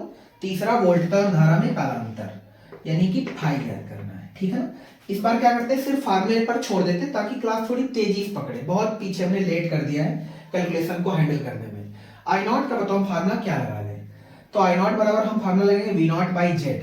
तो पहला फार्मूला लगाएंगे I0 बराबर V0 बाई जेड। सवाल में ध्यान से, तो जेड मिसिंग है ना। तो इसके लिए क्या करें फिर, V0 बाई जेड। जेड का फार्मूला होता है R square plus XL square. पर ध्यान से देखेंगे तो एक्सएल अगेन सवाल में नहीं दे रखा है, पर आर सवाल में एज इट लिखा रखा है, जिसकी वैल्यू 40 है। तो सबसे पहले आप एक्सएल निकाल लीजिए। तो हम एक्सएल को इधर निकाल देते हैं। एक्सएल बराबर होता है ओमेगा एल। ओमेगा की वैल्यू सवाल में 300, एल की वैल्यू 0.1 है, तो दशमलव से हम ये वाला जीरो काट सकते हैं। तो मतलब एक्सएल की वैल्यू आ जाएगी 30 ओम। क्या ठीक है। तो 30 ओम यहाँ पे रख लेना, और आर स्क्वायर की वैल्यू, आर की वैल्यू 40 दे रखी, तो ये आंसर बन जाएगा, ठीक है ना। तो ये हो गया पहला सवाल। तो ये बताओ, फिर हम वैल्यू लिख देते हैं। वैल्यू लिख देते हैं, V0 की वैल्यू सवाल में है 400 बटे आर स्क्वायर मतलब 40 का स्क्वायर प्लस 30 का स्क्वायर। ध्यान को, तो नीचे 50 आ जाएगा, आंसर 80 आना चाहिए, सॉरी 8 आ जाएगा, ठीक है। तो I0 बराबर 8 एम्पियर, ठीक है। थोड़ा फास्ट भी कर दिया है। सवाल नंबर सेकंड। सवाल नंबर सेकंड याद करना है IRMS। IRMS वैल्यू इधर लिखी हुई देख लीजिएगा, I0 by root 2। I0 by root 2 मतलब 8 बटे रूट 2। ये आपका आंसर है, कैलकुलेशन आप कर लीजिएगा, ठीक है ना। अब बारी है फाई निकालने की। तो tan फाई बराबर एक्सएल बटे आर मतलब 40 बटे, सॉरी 30 बटे 40, मतलब जो फाई आएगा वो आ जाएगा tan इनवर्स 3 बटे 4, या फिर लिख सकते हैं 0.75। ये आपका आंसर है, आ रहा है, ठीक है ना।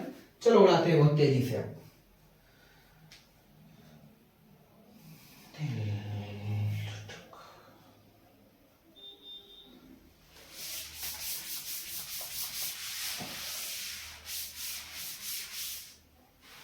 अगला सवाल कह रहा है एक प्रत्यावर्ती परिपथ में 2 माइक्रोफैरड धारिता का संधारित्र है। बहुत बढ़िया।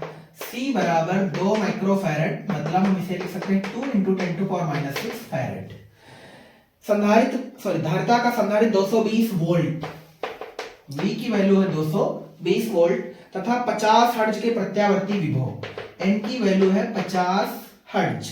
के प्रत्यावर्ती विभव स्रोत से जुड़ा हुआ है। परिपथ में प्रतिघात, परिपथ में प्रतिघात का मतलब धारितीय प्रतिघात, ठीक है ना। कॉमा धारा का मान मतलब आई। नेक्स्ट, वोल्टेज तथा धारा के बीच कला संबंध मतलब फाई।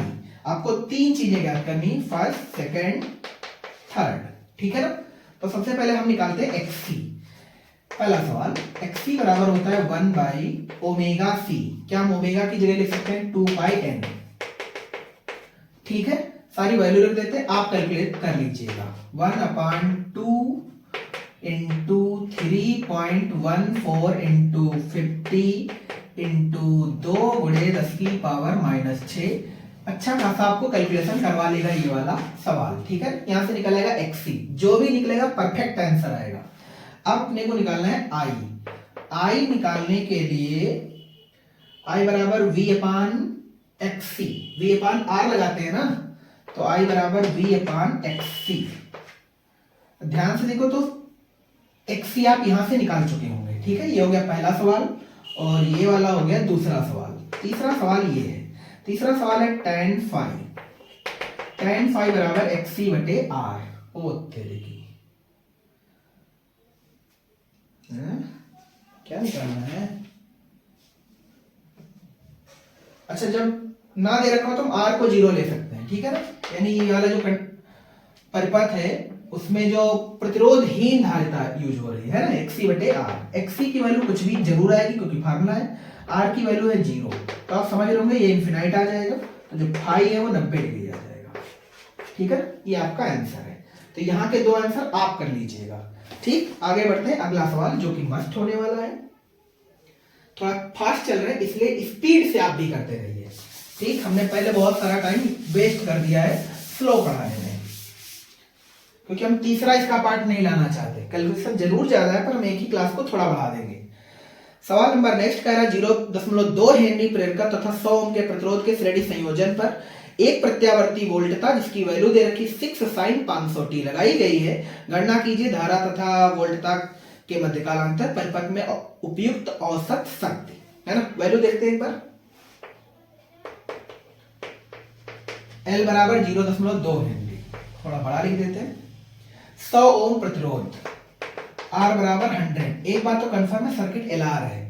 संयोजन पर प्रत्यावर्ती वोल्टता, वोल्टता की इस बार वैल्यू दे रखी 6 sin 500t लगाई गई है।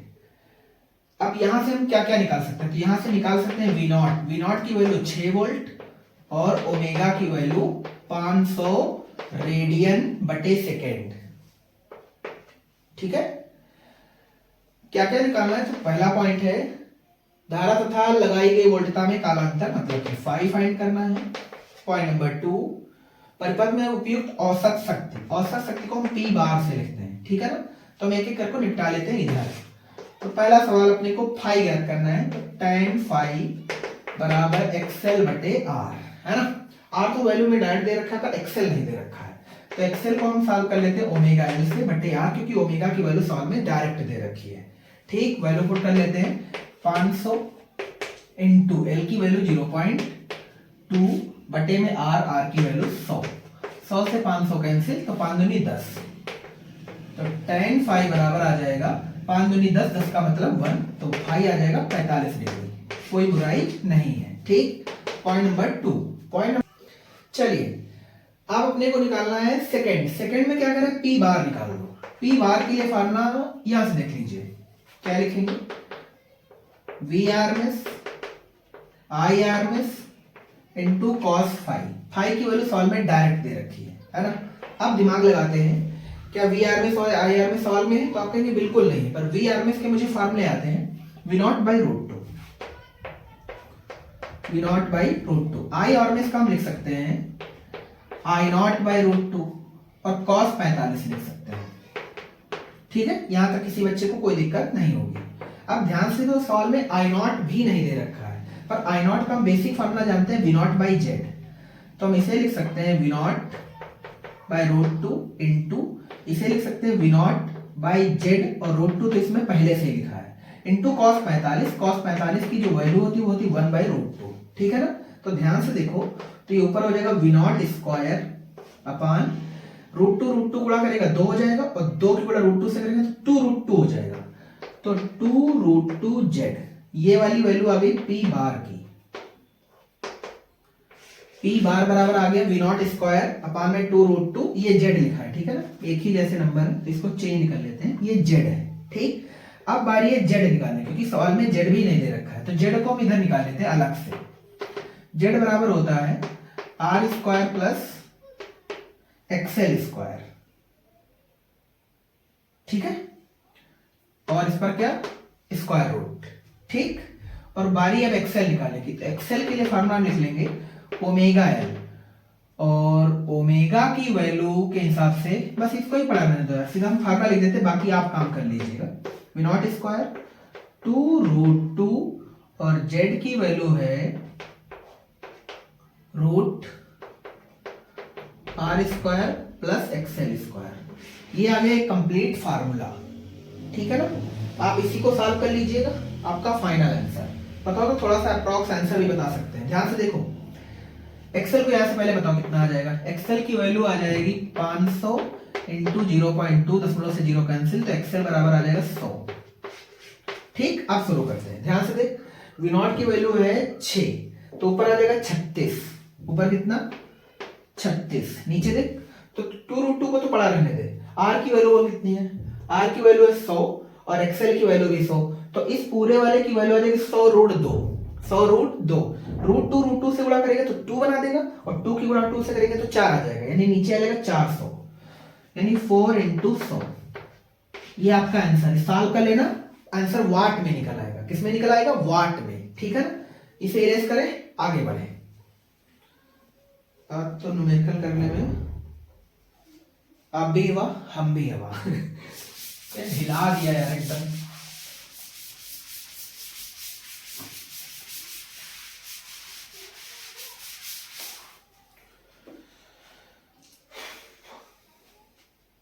अगला सवाल कह रहा है संलग्न परिपथ की प्रतिबाधा क्या होगी। तो डायग्राम ये है, आर दे रखा है, सी दे रखा है, इन दोनों की वैल्यू भी दे रखी है, 20 ओम, 2 माइक्रोफैरड, ठीक। संलग्न परिपथ की प्रतिबाधा क्या होगी, प्रतिबाधा को हम लिखते हैं जेड से, यानी जेड आपको ज्ञात करना है, पर जेड कैसे ज्ञात करना है वो चीज आगे दे रखी है। 2 स्थितियां दे रखी है, एक बार तो दिष्ट धारा स्रोत के लिए और दूसरी बार प्रत्यावर्ती धारा स्रोत के लिए। जब दिष्ट धारा स्रोत के लिए दे रखा तो कोई वैल्यू नहीं है, पर जब प्रत्यावर्ती धारा स्रोत के लिए कह रहा है तो उसकी आवृत्ति दे रखी है 10/π किलो हर्ट्ज, ठीक है ना। तो हम सवाल को ऐसे डिनोट कर देते हैं, फॉर डीसी, है ना, यानी जो जेड ज्ञात करना है वो फॉर डीसी ज्ञात करना है, और आप सभी जानते हैं डीसी के लिए जो एन लिखते हैं वो हम 0 लिखते हैं, ठीक है ना। अगला अपना जो टर्म होने वाला है वो है फॉर एसी, मतलब अल्टरनेट करंट, और अल्टरनेट करंट के लिए एन 50 होता है, पर 50 नहीं रखना है, सवाल में वैल्यू ही दे रखी, कितनी दे रखी, 10/π किलो हर्ट्ज, यानी 2 केस में आपको जेड फाइंड करना है, एक बार एन 0 है डीसी के लिए और एसी के लिए ये 10/π है ना। तो एक वैल्यू तो आप समझ में आ रही है, इंफिनिटी में आ जाएगी। तो हम पहले ही टर्म को सॉल्व कर लेते हैं, नंबर 1 फॉर डीसी, है ना, फॉर डीसी जेड निकालना है अपने को। जेड का फार्मूला सी आर, सर्किट है सी आर, है ना, तो R square plus X C square, तो एक्स सी स्क्वायर और इस पर क्या रूट, है ना।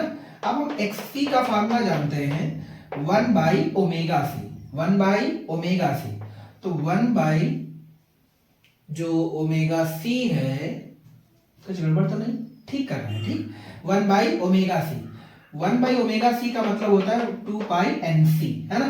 अब ध्यान से देखो, तो n की वैल्यू dc के लिए 0 है, तो 1/2π इंटू 0 इंटू c की वैल्यू उधर दे रखी है 2 माइक्रोफैरड। ध्यान से देखो तो ये इंफिनिटी आ जाएगी, xc बराबर इनफाइनाइट आ जाएगा, xc बराबर कितना आ जाएगा, इनफाइनाइट। तो हम बताओ z जब निकालेंगे तो z भी कितना आ जाएगा, 0,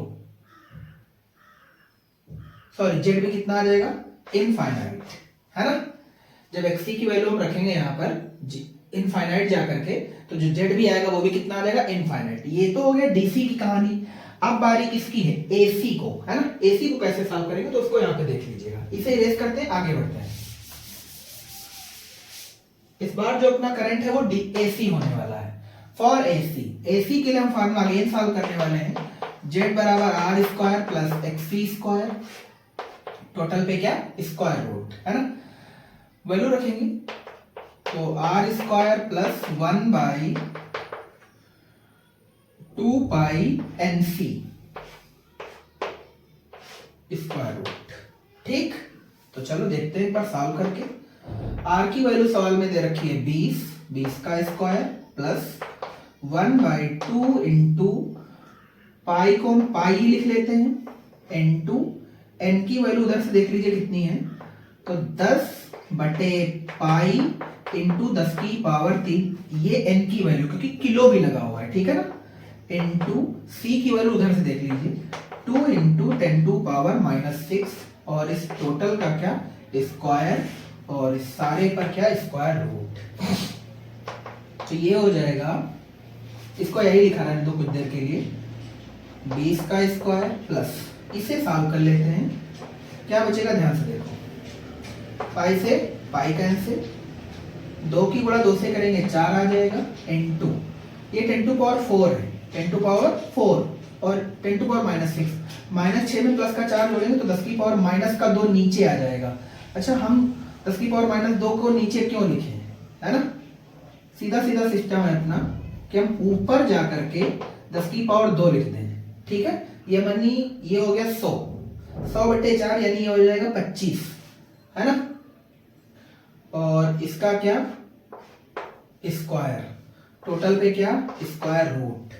अब ध्यान से देखें, जेड बराबर आ जाएगा 20 का स्क्वायर प्लस 100/4 करेंगे तो 25 आ जाएगा, मतलब 25 का स्क्वायर, ठीक है ना। तो ये हो जाएगा 400 प्लस 625, ये हो जाएगा 1025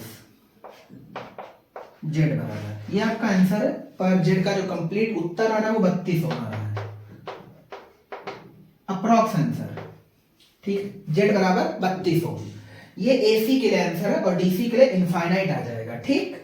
चलो आगे बढ़ते हैं, नेक्स्ट सवाल।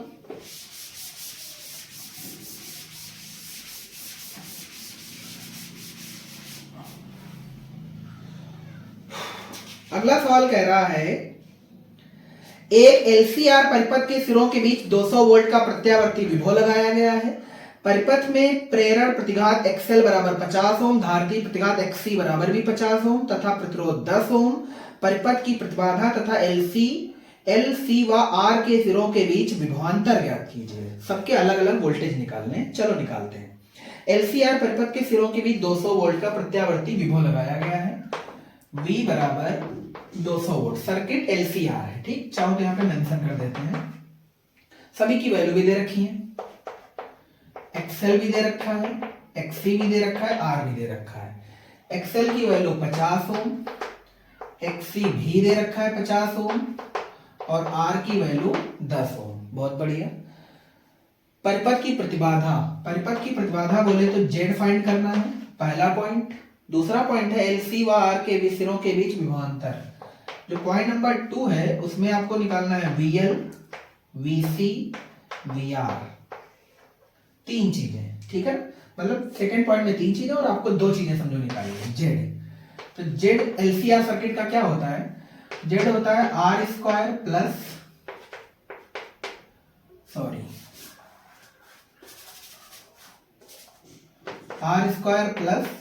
XL समथिंग XC का होल स्क्वायर और टोटल पे स्क्वायर रूट, ठीक है ना। तो ध्यान से देखेंगे, Z बराबर हो जाएगा रूट 10 का स्क्वायर प्लस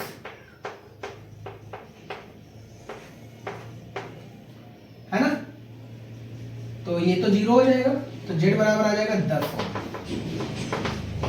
ठीक है, यहां तक ठीक है, ठीक है ना।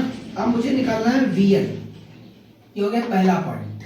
पॉइंट नंबर 2 VL निकालेंगे तो हम लिखेंगे IXL, XL दे रखा है, VC लिखेंगे तो IXC, VR बराबर IR। तो मेन चीज है I निकाल लेना पहले, तो I यहां से निकाल लेते हैं। I बराबर V/Z। V की वैल्यू सवाल में है 200, Z की वैल्यू है 10, तो आंसर आ जाएगा 20 एम्पियर। ठीक है ना। अब शुरू करते हैं VL। तो VL बराबर IXL, VC बराबर IXC, VR बराबर IVR। ठीक है ना, सारी वैल्यू रख देते हैं। 20 इंटू 50, 20 इंटू 50, 20 इंटू 10, सॉल्व करेंगे तो यह आ जाएगा 1000 वोल्ट, ये भी 1000 वोल्ट, ये 200 वोल्ट। ये आपके रहे आंसर। ठीक है, आप कहेंगे टोटल तो 200 वोल्ट है, ये 1000 कैसे आ गए? तो अगर आप टोटल इस सर्किट का V निकालेंगे तो आपको लिखेंगे VR प्लस ब्रैकेट के अंदर लिखेंगे VL समथिंग VC का होल स्क्वायर, फिर टोटल पे रूट। जब आप ऐसा करेंगे तो 1000 से 1000 घट जाएगा तो 0 आ जाएगा। 200 का स्क्वायर करेंगे तो और स्क्वायर करके रूट करेंगे तो अगेन 200 आ जाएगा। तो सर्किट का टोटल वोल्टेज भी 200 है और आंसर भी 200 ही आएगा। ठीक है, चेक कर लेना जाकर के। कैसे चेक करेंगे वो यहाँ बता देते हैं। V बराबर VR square plus VL something VC का होल स्क्वायर, और ये आप इसमें जब रख के सॉल्व करेंगे तो आंसर 200/200 आ जाएगा, मतलब ये आ जाएगा, जो कि आपको प्रूफ करने के लिए। ठीक, चलो आगे बढ़ते हैं।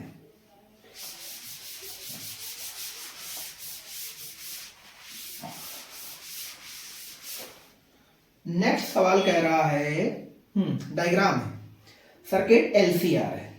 सर्किट बना देते हैं एक बार।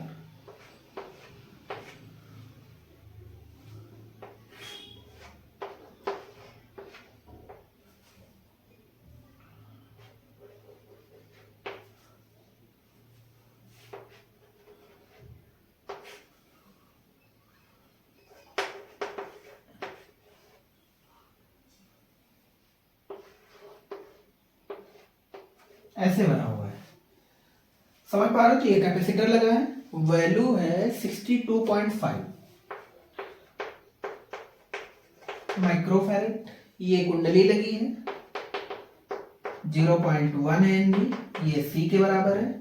ये R बराबर 20 ओम दे रखा है।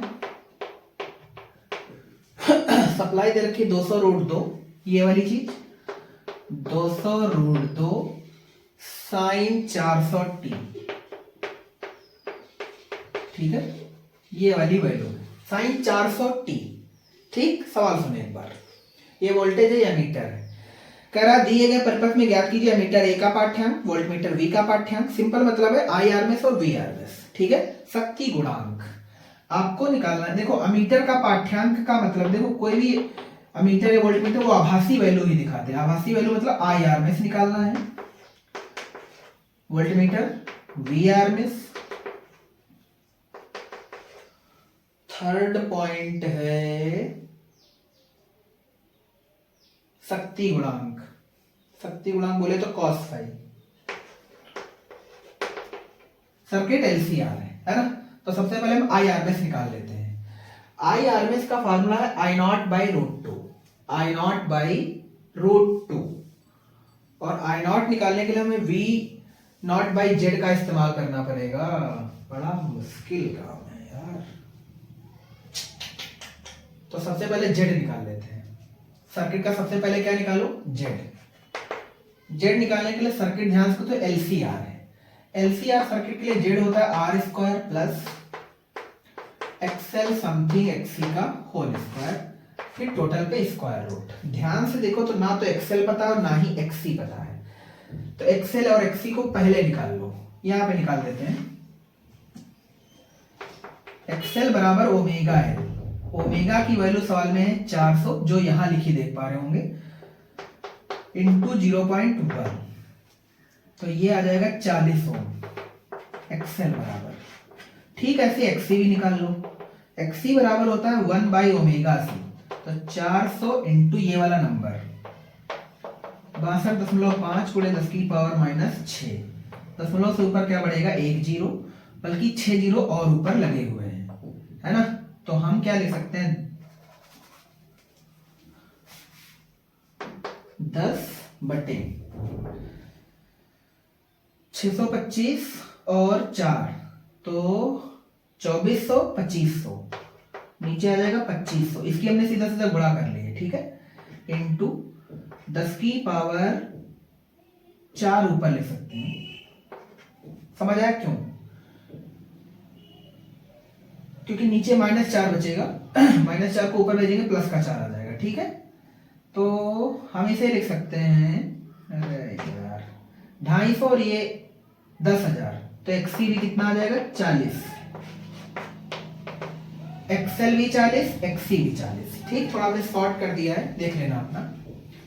तो आर की वैल्यू बोलो सॉल्व में कितनी है 20, तो 20 का किया हमने स्क्वायर प्लस 40 समथिंग 40 का होल स्क्वायर, टोटल पे स्क्वायर रूट। ध्यान से ये 0 हो गया तो z बराबर आ गया 200, ठीक। आप निकाल सकते हैं आई आर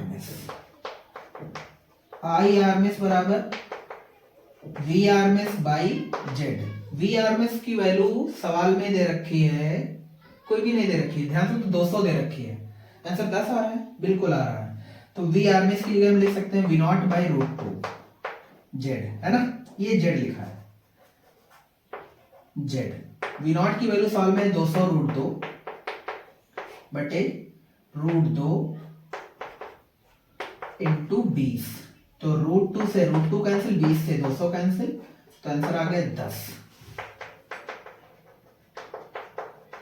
आई आर में आ गया 10 वोल्ट। अगला निकालना है वी आर में। वी आर में कितना आ रहा है, V बराबर आई, चूंकि ये वाला वोल्टेज इसके और इसके बीच लगा हुआ है तो हम लिखेंगे एक्सएल समथिंग एक्ससी। आई की वैल्यू सवाल में है 10 इंटू एक्सएल की वैल्यू 40 समथिंग 40, तो आ जाएगा 0, तो V बराबर आ जाएगा 0 वोल्ट। अब ठीक है, ठीक। तो ये हो गया दूसरा आंसर। अब अपने को निकालना है तीसरा, तीसरा यहां निकाल देते हैं। तीसरा निकालना है cos 5, cos 5 बराबर r बाई जेड। r की वैल्यू सवाल में है 20 जो कि दे रखी है, और z की वैल्यू भी कितनी है 20, इसे सॉल्व करेंगे तो 1 आ जाएगा। ये सारे आंसर आ रहे हैं, ठीक। cos 5 बराबर r बाई जेड बराबर 1 आ रहा है। आगे बढ़ते हैं अगले सवाल की तरफ, इसे इरेज करते हैं। एकदम भेजे का फ्राई करने वाले सवाल हैं। सोचो अगर बोर्ड एग्जाम में ये आते हैं तो फिर आपकी क्या हालत होगी, तबीयत ठीक करके जाना, ठीक है।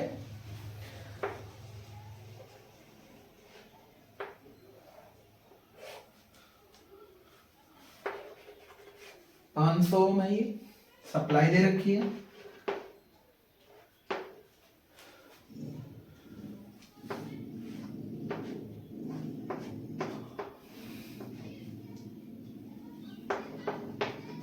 बीस माइक्रोफैरेड सप्लाई दे रखी है, 200 साइन 100t, ये दे रखा है 10 हेनरी और वो दे रखा है 500 में, ठीक। ये सवाल है, कह रहा है संलग्न चित्र में प्रदर्शित परिपथ के लिए प्रतिबाधा नंबर 1, सेकेंड नंबर शक्ति गुणांक, थर्ड नंबर धारा वोल्टता के बीच कालांतर, कालांतर को हम tan phi से लिखते हैं, ठीक है ना। सर्किट ध्यान से देखो तो LCR है। पहला नंबर LCR सर्किट के लिए Z बराबर R square plus XL something XT का होल स्क्वायर देन टोटल का स्क्वायर रूट। सबसे पहला काम एक्सएल और एक्ससी फाइंड कर लीजिए, तो एक्सएल और एक्ससी हम यहाँ लिख लेते हैं ओमेगा एल से। ओमेगा की वैल्यू सवाल में ये है 100 इंटू एल की वैल्यू है 10, तो ये हो जाएगा 1000 ओम एक्सएल, ठीक है।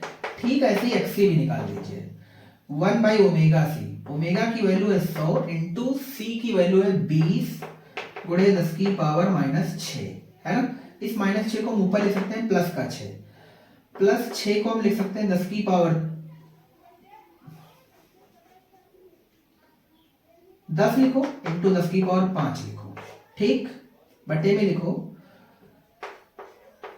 100 गुणे 20। ठीक, तो ध्यान से देखेंगे तो ये नीचे लिखा मिलेगा 2 पंचे 10, 5 और नीचे 10 की पावर 3 लिखा है तो 10 की पावर हम 2 लिख सकते हैं। ठीक, यानी 500 हो गया, एक्स बराबर 500। अब वैल्यू रखो, आर की वैल्यू है 500, 500 का स्क्वायर प्लस एक्सएल की वैल्यू है 1000 माइनस 500 स्क्वायर, फिर टोटल का स्क्वायर रूट। 1000 से 500 घटेगा तो 500 ही आ जाएगा, तो 500 का स्क्वायर प्लस 500 का स्क्वायर, तो ये आ जाएगा 500 रूट 2 आ रहा है। Point number 2, cos 5 r by Z, r by Z को सॉल्व करेंगे तो 500 बटे 500 रूट 2, तो आंसर बोलो 1 बाई रूट 2 मतलब 45 डिग्री। ठीक, पॉइंट नंबर 3, tan 5, tan 5 बराबर होता है एक्सएल समथिंग एक्ससी बटे में आर। एक्सएल वैल्यू है 1000, एक्ससी वैल्यू है 500 बटे 500 मतलब 500 बटे 500, आंसर 1। तो फाई की वैल्यू आ गई 45 डिग्री, मतलब जो कालांतर है वो कितना आ जाएगा पाई बाई 4, 45 डिग्री मतलब पाई बाई 4। सब कहानी यहां तक बिल्कुल ठीक है। नेक्स्ट सवाल कह रहा है, बस खत्म होने पे है, वेट कर लीजिए थोड़ा सा और, इसे रेस करें।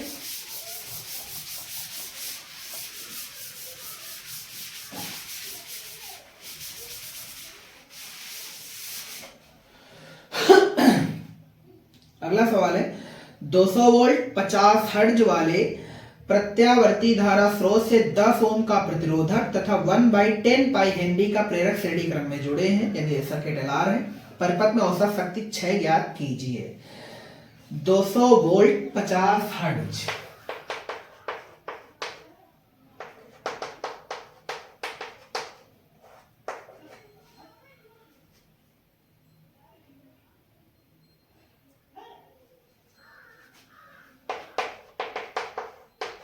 R बराबर 10 ओम,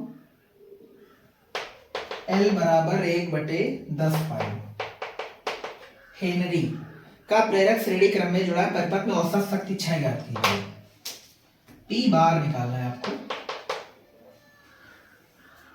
P बार सर्किट एलआर ये रहा, वी आर में आई आर में कॉस फाई। तो इस फार्मूले को मॉडिफाई कर लेते हैं। ठीक, ये रहा वी आर में की वैल्यू सवाल में समझो दे रखी है, आई आर में नहीं दे रखा है। कॉस फाई बराबर आर बाई जेड होता है, तो जेड हमें निकालना पड़ेगा सर्किट एलआर से, जो कि ये दे रखा है। ठीक, सारी कहानी फिट है एकदम, बस थोड़ा सा और मॉडिफाई कर लेते हैं। वी आर में इंटू आई आर में बराबर हम लिख सकते हैं वी आर में बाई जेड। ठीक लिखा है, वी आर में और आई आर में की जगह हमने लिखा वी आर में बाई जेड, है ना, इंटू कॉस फाई की जगह हमने लिख दिया सीधा सीधा आर बाई जेड।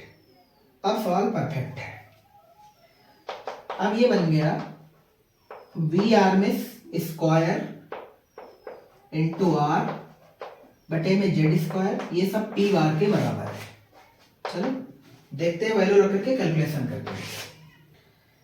वी बार इस बराबर 200 का स्क्वायर इंटू में आर, आर की वैल्यू है 10 बटे में जेड स्क्वायर। जेड स्क्वायर की इस बार डायरेक्ट वैल्यू देख लो, एक बार यहां लिख देते हैं जेड स्क्वायर बराबर, मतलब ये लिख सकते हैं क्या? आप कहेंगे बिल्कुल लिख सकते हैं। ठीक, ओमेगा दे रखा है, एन दे रखा है। ठीक, बहुत बढ़िया।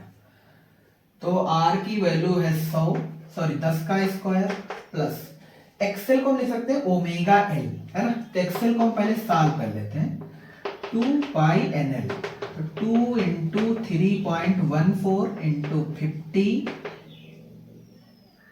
इंटू, रुक जाना थोड़ा, पाई के रूप में वैल्यू 2 पाई इंटू 50 इंटू 1/10 पाई। अब ठीक है, पाई से पाई गया, 2 से 5 10, तो एक्सेल बराबर 10 आ गया, 10 का स्क्वायर। 200 गुणे 200 गुणे 10 बटे में 200, तो आ जाएगा P बार बराबर 2000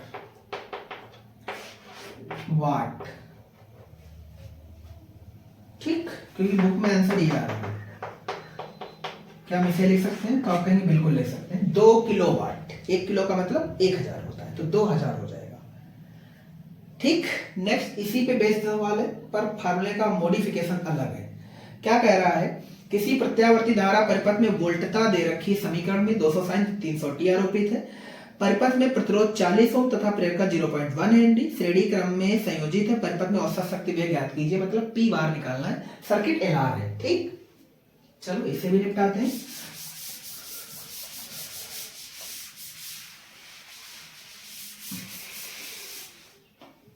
इस चैप्टर के न्यूमेरिकल अब तक की फिजिक्स में सबसे टफ न्यूमेरिकल है ना, क्योंकि कैलकुलेशन भी बहुत लेंदी और वैल्यू को समझ पाना थोड़ा सा डिफरेंट हो जाता है, क्योंकि कई सारे अक्षर एक ही जैसे, क्योंकि यूनिट सबका एक जैसा है। एक्सी भी वैल्यू यूनिट सेम है, एक्सेल का यूनिट सेम है, आर का भी यूनिट सेम है, जेड का भी यूनिट सेम है, वी आरएमएस भी सेम है, वी नॉट भी सेम है, आई आरएमएस भी सेम है, सबके मतलब वैल्यू एक जैसे रिलेट कर जाते हैं, इसलिए गड़बड़ हो जाता है। किसी प्रत्यावर्ती धारा परिपथ में वोल्टता की समीकरण दे रखी है 200 sin 300 t। ठीक, परिपथ में प्रतिरोध 40 ओम है, तो सबसे पहले यहां से वैल्यू निकाल लो। क्या हम यहाँ पे मार्क कर देते हैं, ये वी नॉट है, ये ओमेगा है, तो जरूरत पड़ेगी तो लगा लेंगे। आर की वैल्यू है 40 ओम, एल की वैल्यू है 0.1 हेनरी। ठीक, पी बार निकालना है, तो चलो मॉडिफाई करते हैं इस फार्मूले को। क्या क्या कर सकते हैं? पी बार का पहले एक बार ओरिजिनल फार्मूला लिख लीजिए, ये। इस बार सवाल में ध्यान से तो वी आरएमएस नहीं बल्कि वी नॉट दे रखा है ना, तो इसे हम खोल सकते हैं वी नॉट बाई √2 में। आई आरएमएस को खोल सकते हैं वी आरएमएस बाई जेड में, और इसे लिख सकते हैं आर बाई जेड। उम्मीद करते हैं यहां तक आया होगा। V nought by √2, V RMS को अगेन खोल लीजिए वी नॉट बाई √2 में, वी नॉट बाई √2, और जेड इसमें पहले से दे रखा है आर बाई जेड, ये पी बार है। इसे और थोड़ा मॉडिफाई करने के लिए नया फार्मूला बना लेते हैं। ये बन जाएगा वी नॉट स्क्वायर बटे √2 2 हो जाएगा, 2 जेड स्क्वायर इंटू में आर। क्या ठीक है? वी नॉट स्क्वायर आर बटे में 2 जेड स्क्वायर। ये कंप्लीट फार्मूला है, बस वैल्यू पुट कर देते हैं। जेड की वैल्यू को हम सीधा सीधा एलआर सर्किट में ये वाला R square plus XL square रख के सॉल्व कर देंगे। वी नॉट की वैल्यू देखते हैं कितनी है, 200 200 का स्क्वायर। आर की वैल्यू है 40 बटे अगर आ जाए हम तो 2 into R square plus XL square, है ना। तो सबसे पहले एक्सएल को यहां पे निकाल लेते हैं। एक्सएल बराबर ओमेगा है, ओमेगा की वैल्यू सवाल में है 300, एल की वैल्यू है 0.1, तो एक्सएल आ जाएगा 30। ठीक है ना, बहुत अच्छे। तो 200 इंटू 200 दो बार लिखा, इंटू 40 लिखा, बटे 2 इंटू आर की वैल्यू है 40, तो यह आ जाएगा 1600 प्लस ये आ जाएगा 900, है ना। तो इस 2 से इसको काट करके हम 100 लिख सकते हैं। अब क्या करेंगे, ये आ जाएगा नीचे 2500, तो 100 इंटू 200 इंटू 40 बटे 2500, ये 2 जीरो काट दिया हमने। 25 से भाग लगा तो 25 अठे 200, तो पी बार बराबर 8 चौके 32, 320 वाट आ रहा है। हालत खराब कर दी इस बच्चे ने। चलो आगे देखते हैं।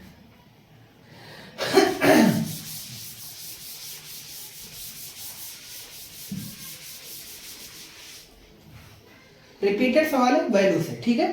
नेक्स्ट है 100 वोल्ट 50 हर्ट्ज।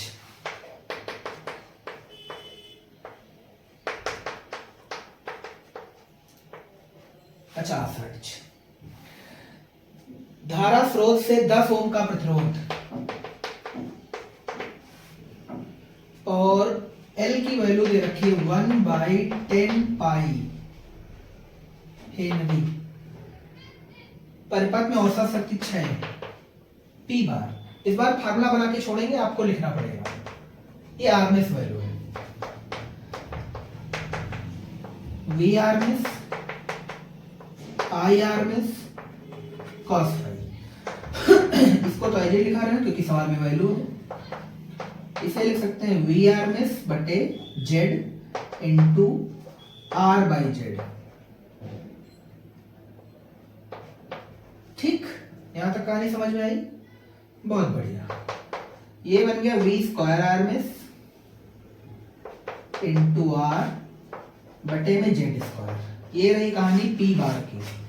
जेड स्क्वायर की सीधा वैल्यू लिख लेना, स्क्वायर रूट हटा करके R square plus XL square. अभी कई सवालों में हम करते आ रहे हैं, ठीक। ये भी कहानी खत्म। नेक्स्ट सवाल कह रहा है 0.1 हेनरी का एक शुद्ध प्रेरकत्व है।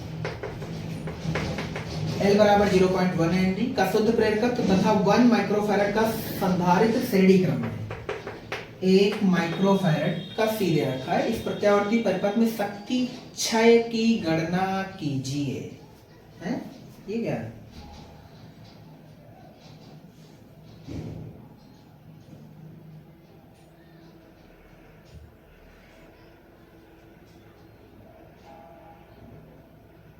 कुछ कहानी हजम कम हुई है।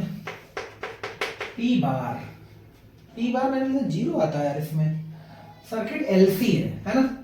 चलो अगर P बार के लिए सूत्र लिखते हैं, V RMS I RMS into cos phi. Cos phi ही इसमें मेन कंडीशन है, तो हम बताएं इसको सॉल्व कर देते हैं। तो पहले बता दो, अगर ये सर्किट RC होता है या RL होता है ना, यानी CR या CL, जो CR या LR जो भी बोलते हैं आप, अगर इस कंडीशन में होता, तो अगर RC सर्किट होता तो करंट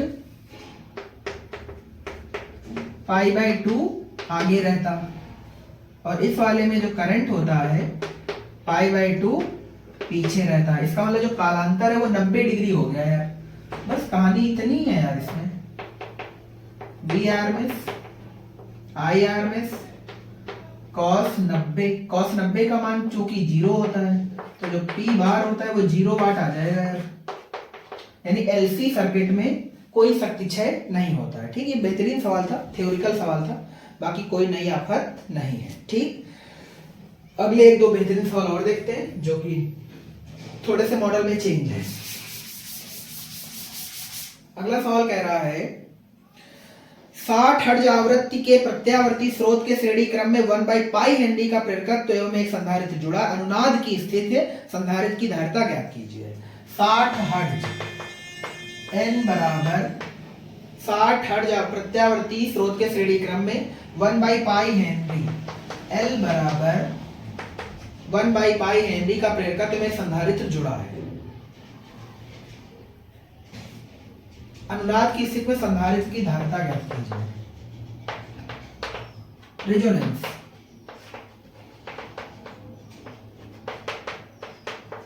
अनुनाद की स्थिति अगर तुम्हें बारीकी से याद हो तो जो एक्सएल होता है वो एक्ससी के बराबर होता है।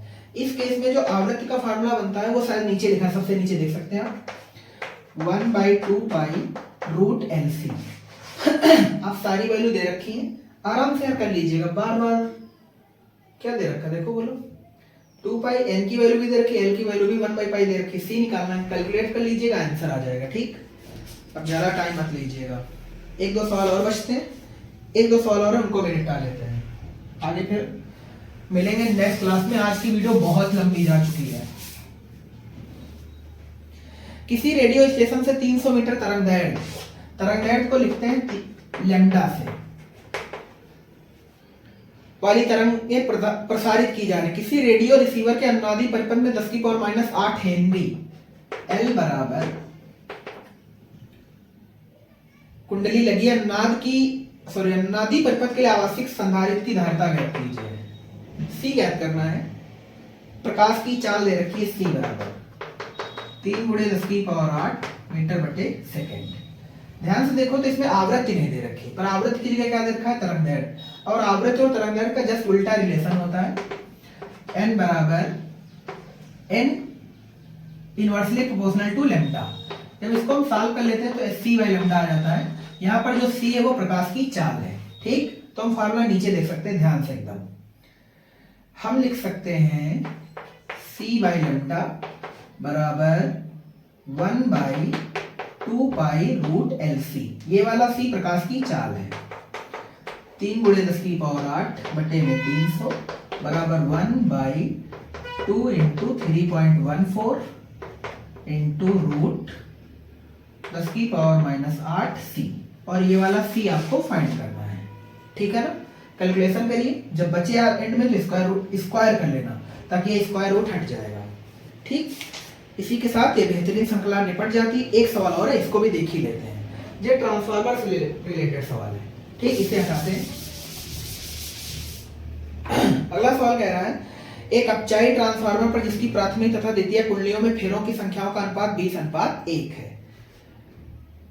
प्राथमिक तथा द्वितीयक, प्राथमिक को हम एनपी लिखते हैं, बटे में दे रखा है एनएस बराबर 20/1। जब 250 वोल्ट का निवेशी वोल्टेज लगाया जाता है, निवेशी वोल्टेज हमेशा लगाया जाता है प्राइमरी वाले पे, है ना, तो ईपी दे रखा है 250 वोल्ट। ठीक, निर्गत हमेशा होता है ईएस मतलब सेकेंडरी से, तो निर्गत धारा 8 एम्पियर। निर्गत धारा का मतलब होता है आईएस, क्योंकि निर्गत वाला होता है सेकेंडरी कुंडली 8 एम्पियर। ठीक, आपको निकालना है प्राथमिक कुंडली में धारा आईपी और निर्गत शक्ति। निर्गत शक्ति बोले तो पीएस। निर्गत वाले हमेशा सेकेंडरी से, निवेश वाले हमेशा प्राइमरी से। तो आईपी के लिए हम फार्मूला लगाने वाले हैं। क्या ठीक कर रहे हैं हम लोग?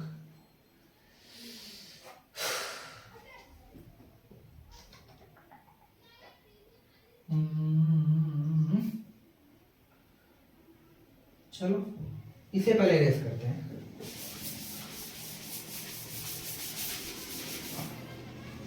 सबसे पहला काम क्या होगा, ईपी दे रखा ईएस निकाल लो पहले, है ना, क्योंकि जरूरत पड़ेगी आईपी में। तो सबसे पहले फार्मूला लिख लेते हैं ES/AP बराबर, कुछ गड़बड़ करा हमने, IP/IS क्रॉस मल्टीपल करेंगे तो ES × IS बराबर EP × IP। प्राइमरी निकालना, सेकेंडरी प्राइमरी दे रखा है तो सेकेंडरी वोल्टेज भी पहले निकाल लेते हैं। सेकेंडरी वोल्टेज निकालने के लिए यह फार्मूला यहां से निकाल लो, ES/EP बराबर NS/NP। ES हमें फाइंड करना है, EP 250 है, ये 1/20 है। यहां तक ठीक। तो ये हो जाएगा ES बराबर 250/20।